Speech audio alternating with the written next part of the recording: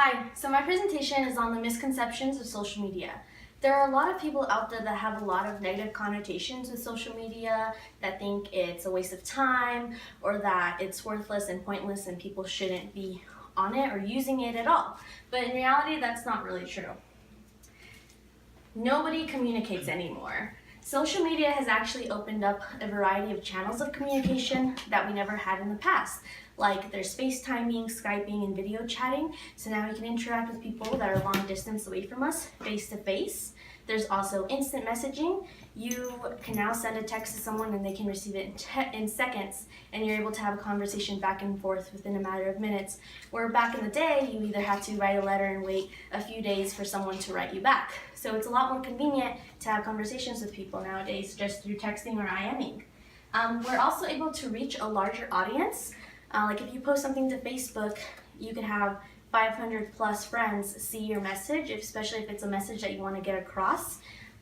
Or if you post it onto any social media platform, it can potentially be reached to millions and millions of people, because millions of users are on all the different social media platforms that most of us use nowadays. People waste their time with social media. Personally, I don't think I waste my time with social media.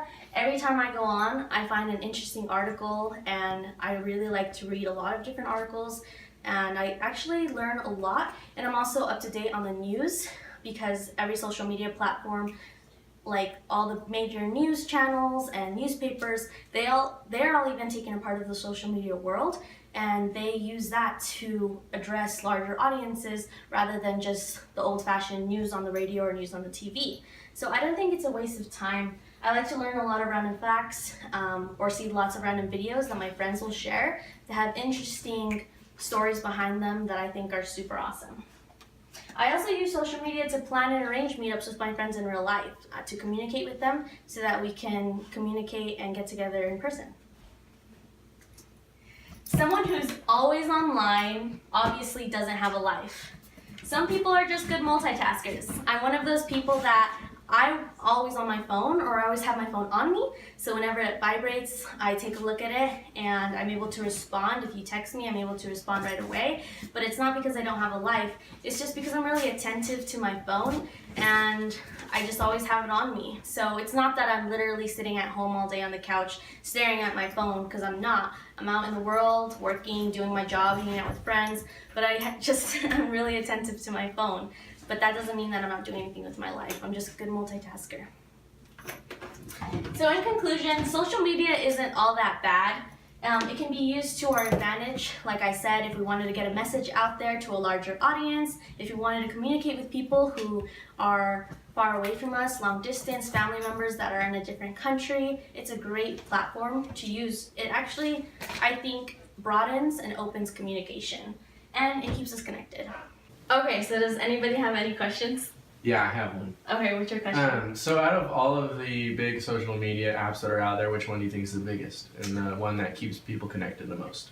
I would say Facebook, just because it's kind of has a little bit of everything of all the different social media apps out there, like Instagram, Snapchat, Twitter. Facebook is kind of like the main powerhouse where you're able to share videos, share photos, share statuses, messages, and they actually just updated it, so it's a marketplace now, kind of like KSL Classifieds, so you're able to sell things on there too. With Facebook, you can do video chatting, IMing. I would definitely say Facebook, because anyone in the world can have a Facebook.